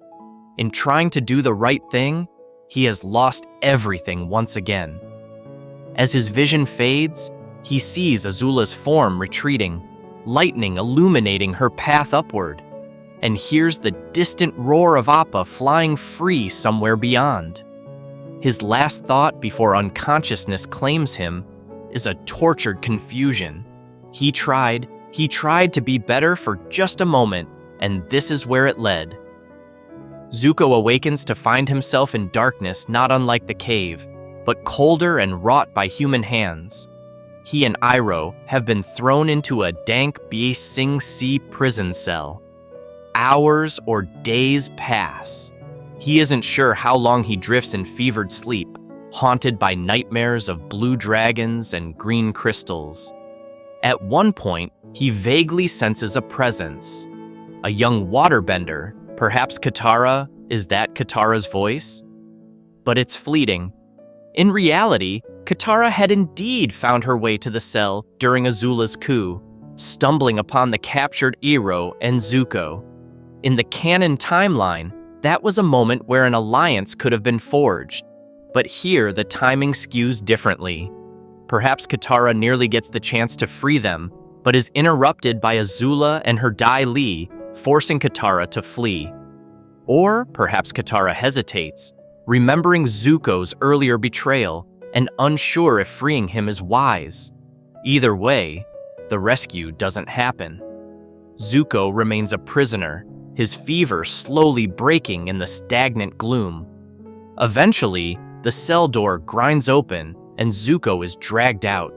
He's weak, but conscious enough to walk under guard. Iroh, separated from him, can only offer a nod of encouragement as Zuko is led away by rough hands. They take Zuko to the crystal catacombs beneath Ba Sing Se, a secluded glowing cavern where Azula has engineered a final confrontation. In the eerie green glow of the crystals, Zuko finds Katara being held captive as well, bound by the Dai Li. Aang and his friends have infiltrated the cave to rescue her. Zuko is thrust into this tableau, unarmed and confused. His amber eyes lock with Katara's ice blue ones. There's recognition. They shared a brief moment of understanding in the catacombs earlier, in a partially alternate sequence of events. Perhaps when Katara stumbled upon him imprisoned and they spoke before Azula intervened. Katara's gaze is filled with anger and hurt. To her, Zuko has always been an enemy, but in this charged moment, with Azula as an obvious threat, there is also the faintest glimmer of hope that maybe Zuko could do the right thing, stand with them rather than against. Aang, standing beside Katara in a defensive stance, addresses Zuko with a mix of caution and compassion. "Zuko, you don't have to fight us," he says firmly, though sweat drips down his temples from the tension. "This isn't your fight anymore. We can all walk away." Aang's offer of peace, remarkable given all Zuko has put him through, hangs in the air. Zuko's heart wavers. He looks at Azula, who stands off to the side with her arms crossed, watching him like a hawk. This is it. Another crossroads, perhaps the most critical one yet. Azula speaks up, her voice echoing sweetly through the cavern. "Zuzu, darling, I've already told Father how you heroically slayed the Avatar in our conquest of Ba Sing Se. Don't waste that glory now." The lie seeps into Zuko's ear. Azula has given him credit for something he didn't do. Aang being slain is a ruse. He's very much alive in front of them. She's dangled the prize Zuko longed for, validation and the echo of his father's voice saying, "You must regain your honor." Zuko turns his gaze to Katara. She still has the spirit water from the North Pole clutched around her neck, a last hope to heal Aang's mortal injuries if it comes to it, though at this moment, Aang is unhurt and poised for battle. Katara's face softens despite herself. Earlier, in a quiet moment when they were briefly alone, during her attempted rescue perhaps, she had offered to heal Zuko's scar with that water, symbolizing a possible healing of their enmity. He had been speechless at her compassion. Now, remembering that, Zuko feels a powerful tug towards the light. Katara's offer embodied a forgiveness and understanding he never thought possible. Time stretches as Zuko stands between Azula and Aang. His choice will tip the balance. Azula grows impatient. She raises a hand, ready to strike down either Zuko or the Avatar if she must. That movement jolts Zuko. With a roar, he finally moves, unleashing a torrent of flame, straight at Aang and Katara. The decision hits like a comet. Zuko sides with Azula, betraying Iroh and Katara again by joining his sister in attacking the Avatar. Aang quickly forms an air shield as Zuko's fire blasts forth. Katara's disappointment and disgust flash across her face as she pulls water from the humid air to douse the flames. "I thought you had changed," she whispers, voice heavy with disillusionment and hurt. The battle explodes. Azula springs into action, hurling lightning at Aang. He throws up a wall of rock to absorb it as the cavern shakes. Zuko engages Katara, the two trading fire and water in fierce blows. "Zuko, don't do this!" Katara pleads as she whips tendrils of water toward him. Zuko's response is wordless, a furious salvo of flame that forces her back. But inside, Zuko is in turmoil. Each clash with Katara's water reminds him of the healing he rejected, the hope he's crushing. His choice has been made, though, and he commits to it with grim resolve, pushing those doubts down where they can't sway him. Iroh, who had escaped his captors in a display of strength, arrives at the cavern's edge just in time to witness the heartbreaking scene. His nephew fighting alongside Azula. Guards block Iroh from intervening as he cries out, "Zuko, no!" His anguish echoes, but cannot stop the wheels already in motion. Azula feints around Aang and leaps onto a crystal outcropping, gaining height and a clear shot. As Aang enters the Avatar state, glowing tattoos and eyes as he attempts to end the fight decisively, Azula makes her lethal move. In a split second, she sends a bolt of lightning straight at Aang while he's distracted fending off Dai Li attacks. Zuko sees this from across the cave. Time seems to slow. He remembers Azula's lightning nearly hitting him earlier on the ship, Iroh taking a bolt for him. Instinctively, he knows how deadly this is. And then, a blue flash. Azula's lightning catches Aang square in the back as he's midair, sending him crashing lifelessly to the ground. Aang's glow vanishes. The Avatar state is cut off. He lies motionless among shattered crystals. "Aang!" Katara screams, horror in her voice. For a moment, everything stops. Even Azula looks surprised at what she's accomplished. The Avatar felled in an instant. Katara rushes to Aang's side, cradling him, as the Dai Li enclose her within earthen pillars. She's trapped with Aang's unconscious body. Azula's lips curl in triumph. "The Avatar is dead," she announces, savoring the words. "Ba Sing Se is ours." Zuko stands a short distance away, flames still dancing in his grip. But he isn't celebrating, he isn't even moving. He's staring at Aang's limp form and Katara's sobbing figure bent over it. An unsettling cold coils in Zuko's stomach. This wasn't supposed to happen, was it? To actually see the Avatar, who moments ago spoke to him with compassion, struck down in front of him? He thought capturing Aang would be victory, but killing him? Watching Katara's tears fall onto Aang's arrowed forehead? It feels like a punch to Zuko's gut. Yet Azula's exhilaration leaves no room for doubt or regret. She snaps orders to the Dai Li to apprehend Katara and secure the area. Zuko forces himself to step forward towards Azula. She notices his ashen face and grins as if they share a secret. In a low voice only he can hear, she says, "We've done it, brother. Father will be so proud." Father will be proud. The words are his old mantra. Zuko tries to let them fill him up, to drown out the dissonance inside. He nods stiffly, not trusting himself to speak. Katara, however, is not finished. Though grief-stricken, she remembers the spirit water tucked in her necklace. With trembling hands, she feeds the glowing droplets onto Aang's wound. Under Azula's nose, as Dai Li are distracted by Iroh's distant, disruptive attempts and the general chaos, the water spirit's power flows through Aang, knitting the damage inside him.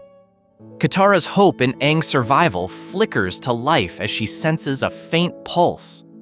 But Azula is closing in, lightning crackling once more to eliminate any doubt of the Avatar's demise. At that moment, relief comes crashing in. A huge white shape barrels into the cavern. Appa, free and enraged, with Sokka, Toph, and other allies in tow. The bison's entrance causes a cave-in that separates combatants. Azula is forced back by falling rocks. The Dai Li scatter to avoid being crushed. Sokka and Toph leap from Appa's saddle to retrieve Katara and Aang. Seeing Aang stirring in Katara's arms, Zuko realizes the Avatar might still be alive. Part of him, the part still desperate for redemption and meaning, sighs in relief. But the other part, the part under Azula's thrall, which needs Aang to be eliminated for Zuko's path to remain unquestioned, panics.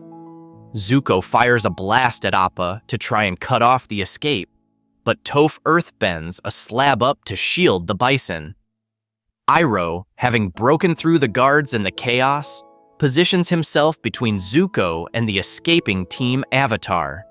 He raises his hands and unleashes a gout of flame that forces Azula and the remaining Dai Li to keep their distance just long enough for Sokka to pull Katara, carrying Aang, onto Appa's saddle. "We need to go, now!" Sokka yells, as Appa lets out a thunderous bellow. Katara locks eyes with Zuko as Appa begins to lift off. There's such disappointment and sorrow there that Zuko flinches. In that moment, Katara doesn't see a prince or a villain. She sees a lost soul who made the wrong choice. And the tragedy of it cuts her nearly as much as losing Aang nearly did. Zuko opens his mouth as if to say something. What? Even he doesn't know. But it's too late. With a powerful beat of its tail, Appa ascends through a hole in the cavern ceiling, carrying Aang and his friends to safety. Azula screams in frustration as her quarry escapes, the Avatar possibly alive after all. She rounds on Iroh, who just aided the enemy's escape. Iroh stands firm, ready to face whatever comes, his eyes flicking once to Zuko with profound sadness. "Release me," he says to the Dai Li calmly. A demand, not a plea. When they move to seize him, he blasts a circle of fire around himself, warding them off. But dozens of agents respond, and Azula advances with lethal intent. Zuko watches, paralyzed by conflicting instincts, as the Dai Li encircle his uncle. They launch simultaneous attacks. Rock gloves and pillars pummel into Iroh from all sides. The old man fights bravely, taking down several agents with mighty flame blows. But even the Dragon of the West cannot hold off so many indefinitely. Azula darts in and strikes Iroh with a precise jab of blue fire that sends him crumpling to the ground. "Uncle!" Zuko cries out, reflexively stepping forward. As the dust settles, Iroh lies injured. Azula motions to the Dai Li to leave him. She seems content he's neutralized. Perhaps she even prefers to let him suffer rather than give him a quick end. Instead, she turns her attention fully to Zuko. This was her gambit all along. Get Zuko on her side or remove him as a competitor. Now she must gauge where he stands after this ordeal. She approaches him slowly, an inscrutable expression on her face. Zuko stands in the center of rubble and glowing crystals, his chest heaving. The adrenaline of battle seeps away, replaced by a hollow ache. He's lost Iroh's trust, possibly Iroh's life if those injuries are grave. He's lost whatever fragile connection he had with Katara and any chance of the Avatar's group seeing good in him. He's gained… what? Azula's favor? A potential audience with his father predicated on lies? Azula places a hand on Zuko's shoulder with a grip that is almost comforting, yet possessive. Ba Sing Se has fallen, brother. We have won. Her voice is soothing and sly. Now let's go home. Father awaits us. Home. Zuko searches himself for the joy that word should bring. He does feel something, a flicker of dark satisfaction that he's finally heading back to the Fire Nation, not as a failure, but as a conquering prince. This is what he thought he wanted above all else. So why does it taste like ash in his mouth?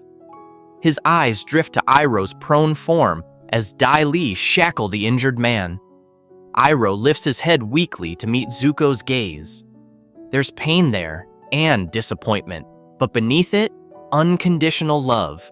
Love that remains even now, offering silently one last chance at redemption if Zuko will only take it. Zuko's lips part, and for a split second, Azula's confident smirk falters. She can't quite read his expression. Zuko is at war within himself, but he buries it deep, sealing away the hurt and uncertainty behind a mask of resolve. He turns to Azula and nods curtly. Wordlessly, they begin to ascend out of the catacombs, leaving Iroh in chains behind them. Each footstep echoes with finality. Zuko's fate seems sealed. Thus ends Book 2, not in the hopeful light of a nephew embracing his uncle's guidance, but under the looming shadow of Azula's wing.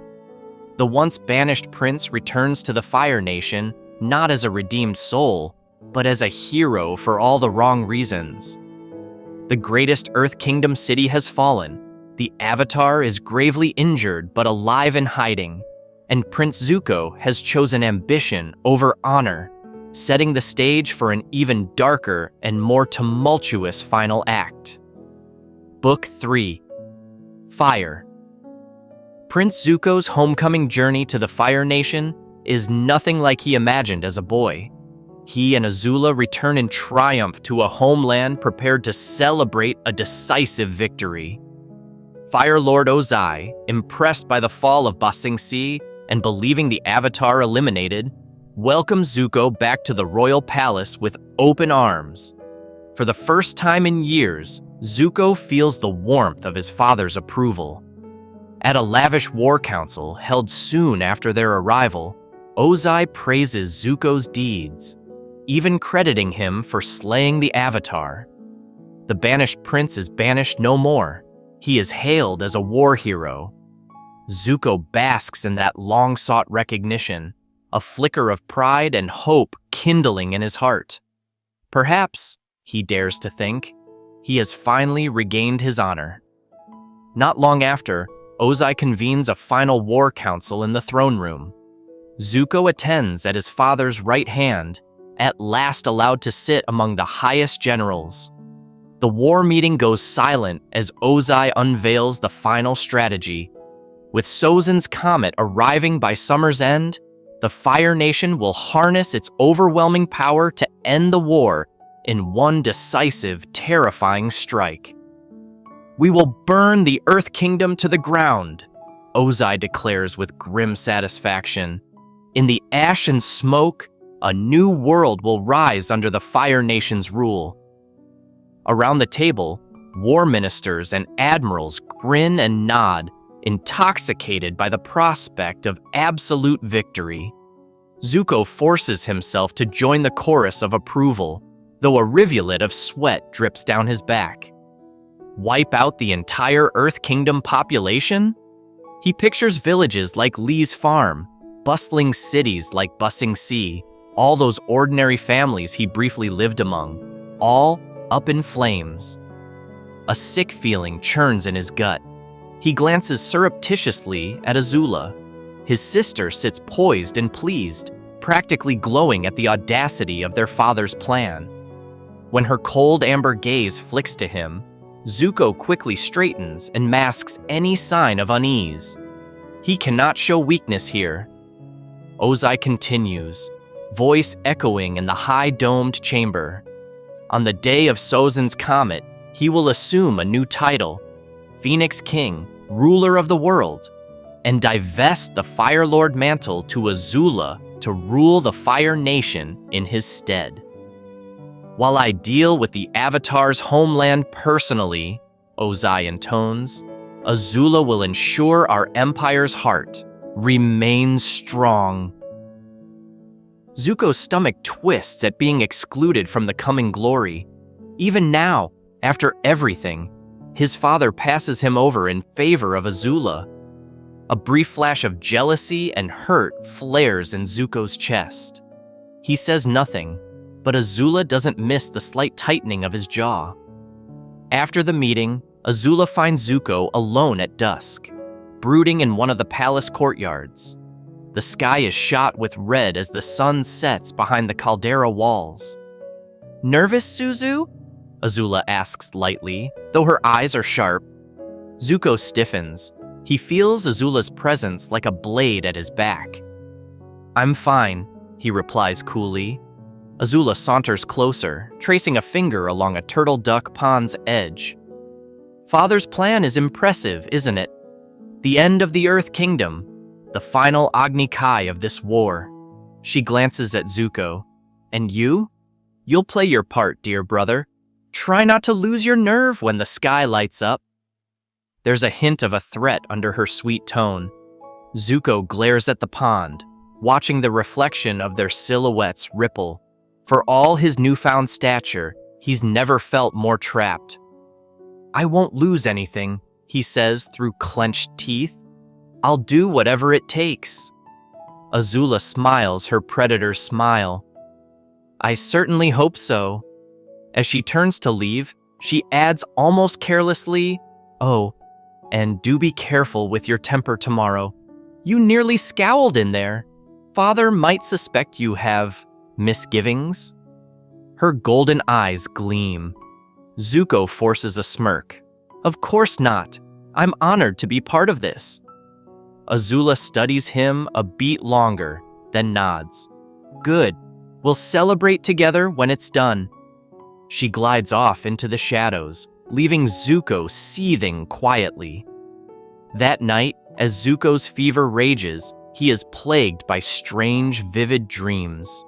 In his delirium, he imagines two great dragons circling him in a black void, one red, speaking with Uncle Iroh's warm, encouraging tone, and one blue, hissing with Azula's chilling cadence.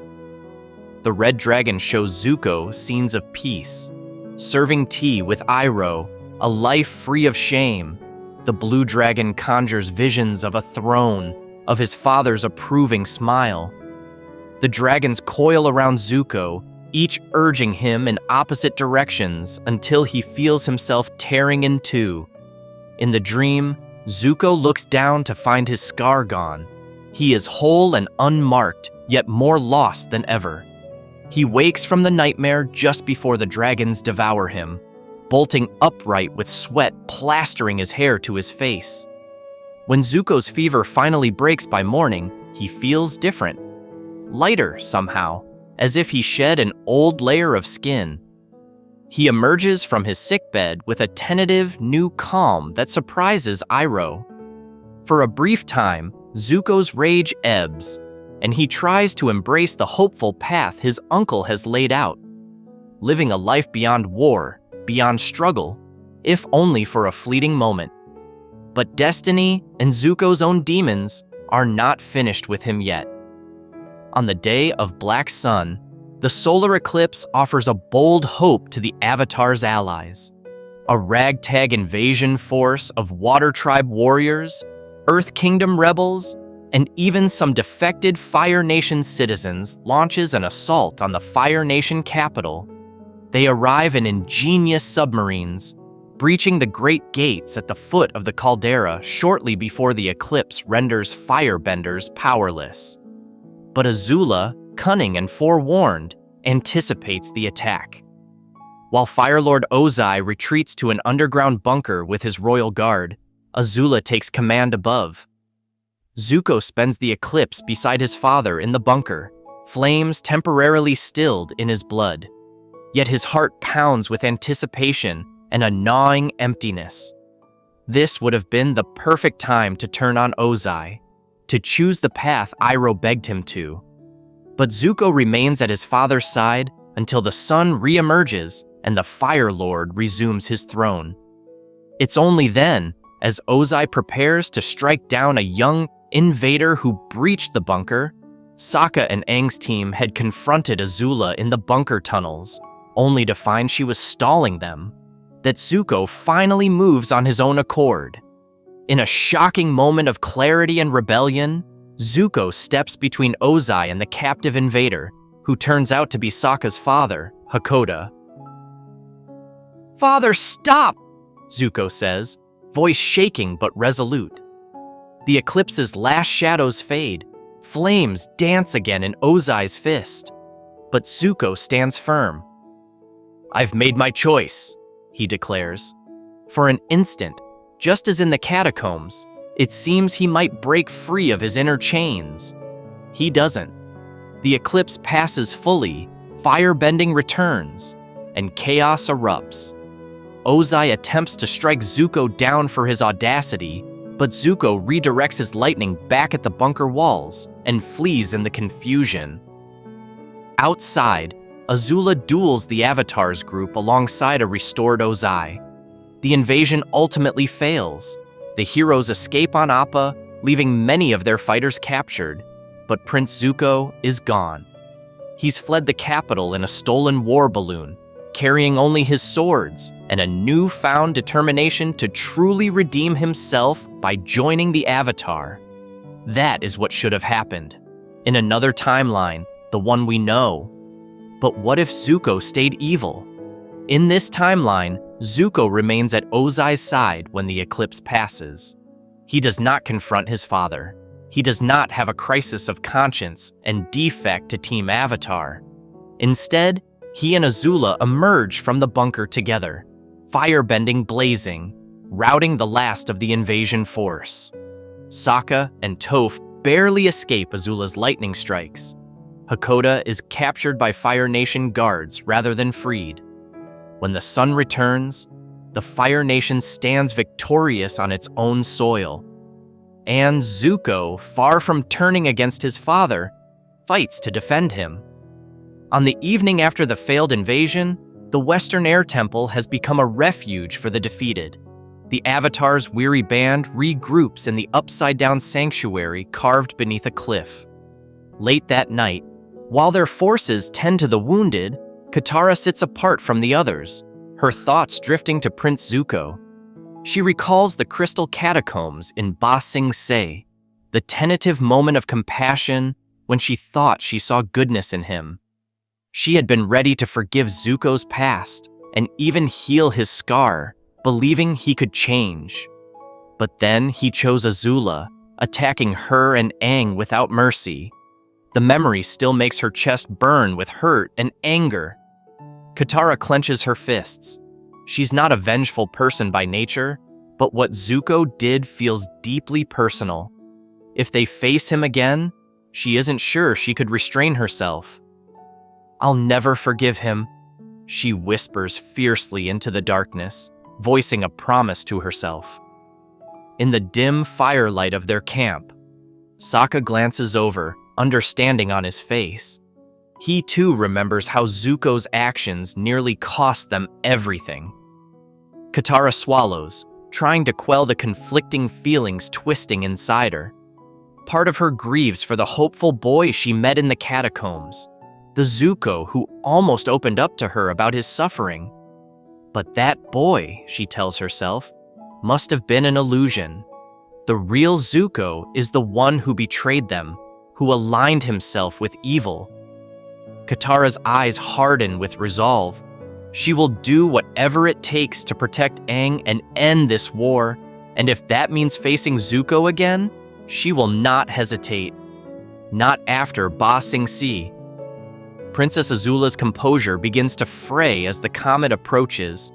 On the morning of her coronation, as Fire Lord, with Ozai set to depart as Phoenix King, Azula's slumber is haunted by visions of her mother's disapproving eyes.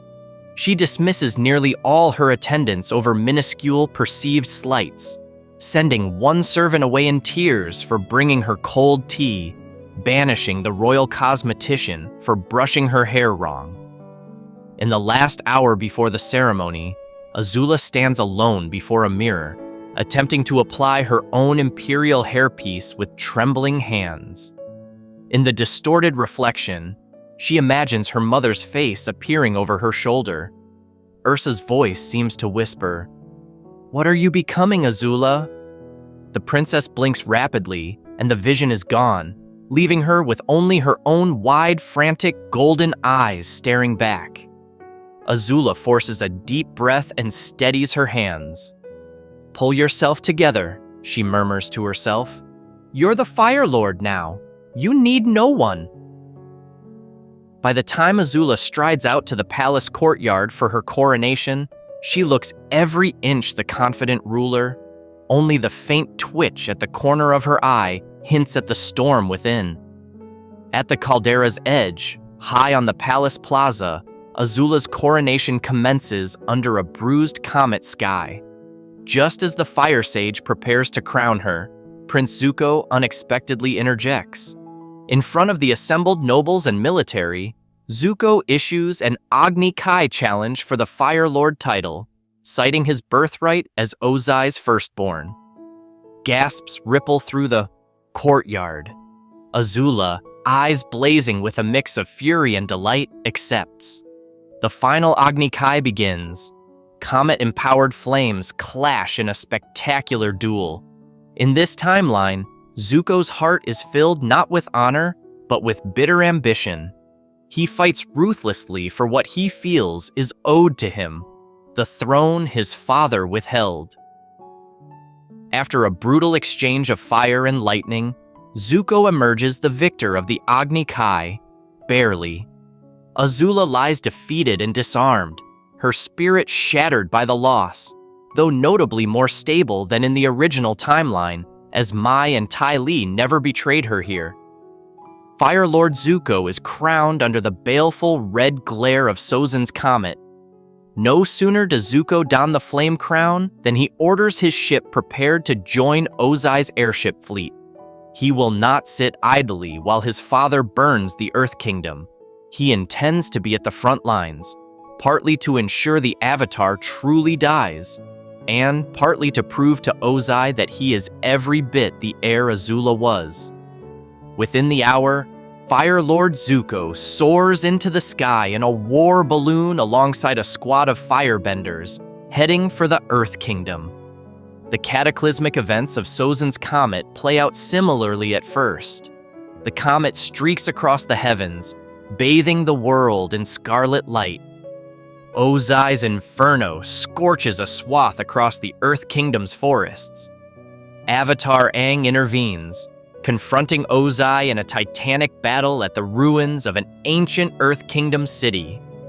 Eventually, even without Zuko's aid, Aang taps into the Avatar state and, after a long struggle, manages to strip Ozai of his firebending, defeating the Phoenix King without taking his life.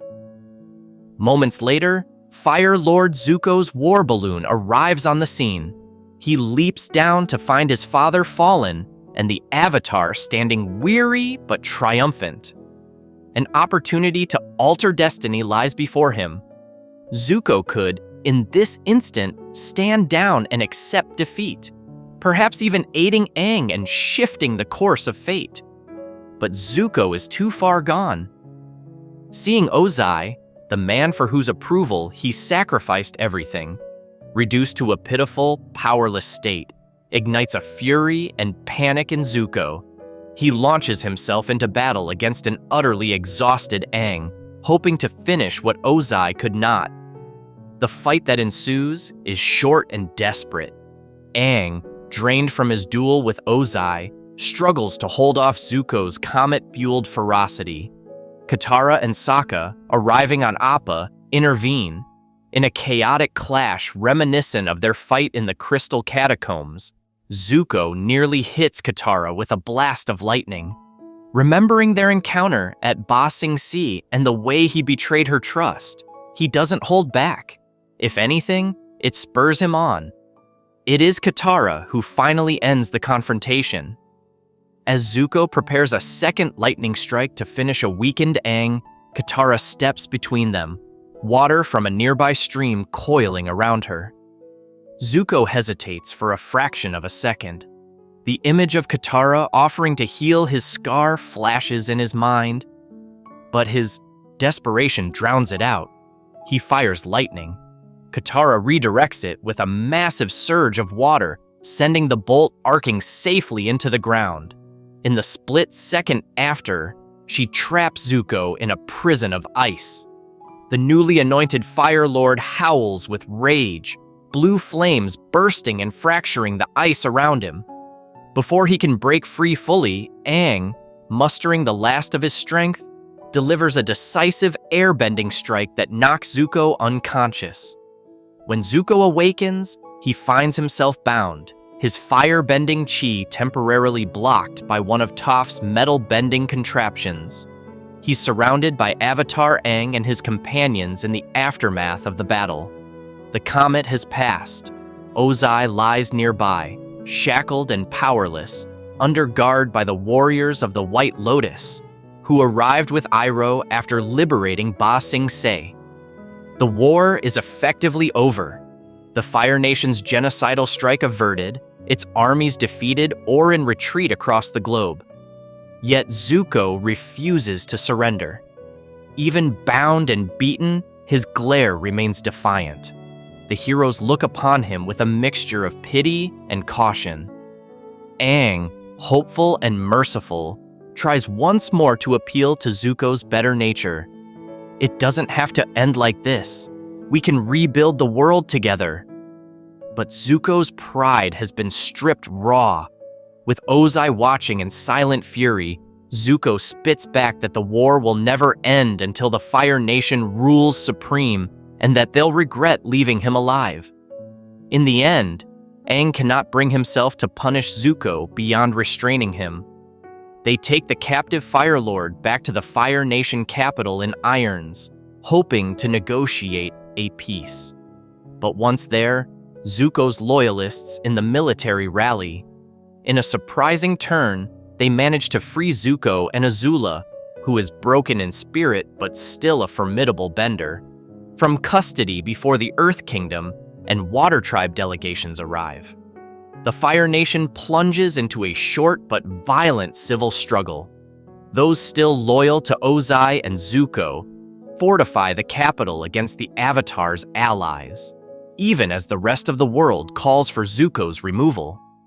By the time a shaky ceasefire is reached, Zuko retains nominal control of the Fire Nation heartland, while the Earth Kingdom and Water Tribes hold back on a full offensive, hoping diplomacy might spare further bloodshed.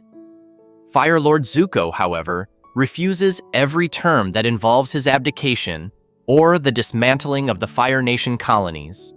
From the throne, flanked by Azula, her sanity fraying further without the anchor of power she lost, and guarded by legions of firebenders still loyal to the royal family, Zuko declares the 100-Year War to be entering a new phase. He insists the Fire Nation was on the brink of ultimate victory and only an insidious betrayal, by which he means the Avatar and his allies, robbed them of it. He promises his people that they will rise again from this setback. And so, the world enters an uneasy stalemate rather than an era of peace. The Avatar and the restored Earth Kingdom.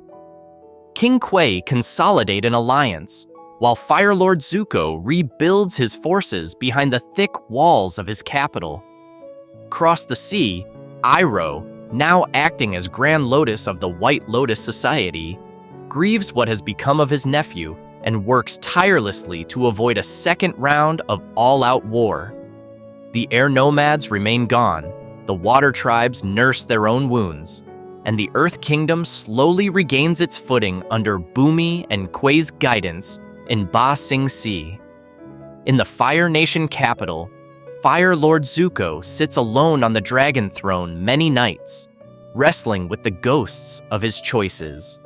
In fleeting moments, he allows himself to wonder what might have been had he chosen differently. Had he sided with the Avatar in those crystal catacombs? Had he not listened to Azula under Ba Sing Se's crystal lights? Had he heeded Iroh's plea at the Lake Laogai Cavern? These thoughts come in the darkest hours, and when they do, Zuko banishes them with fury. Regret is a luxury he will not permit himself. It would consume him if he did. It's said that on particularly cold nights, when the palace flames burn low, servants passing the throne room hear Zuko talking to himself, holding half a conversation as if with an unseen companion. Some think he is haunted by spirits. Others whisper it's simply madness or remorse gnawing at the young Fire Lord's soul. In truth, Zuko often imagines Iroh is there with him, offering guidance one more time. He imagines asking, "Is it too late for me, Uncle?" But in the silence after his whispered question, there is no gentle voice in return, only the crackle of dying embers. In this alternate universe, Prince Zuko's story doesn't end with peace and self-forgiveness. It ends as it began, with conflict, with the flickering hope for change nearly extinguished but not quite. He remains, at the end of this tale, a villain to some, a leader to others, and a tragic figure to all. The shadows in his soul are deep, yet the possibility of light, of redemption, lingers as a distant echo unresolved. Zuko will continue to carry the weight of his choices into an uncertain future, a fire that refuses to be quenched, standing alone on the edge of his own redemption and on the brink of either victory or defeat. The final image is of Fire Lord Zuko silhouetted against a blood-red sunrise, scarred, resolute, and unbowed, a fallen prince who stayed in the darkness by choice and in whose hands rests the fate of the world's next chapter.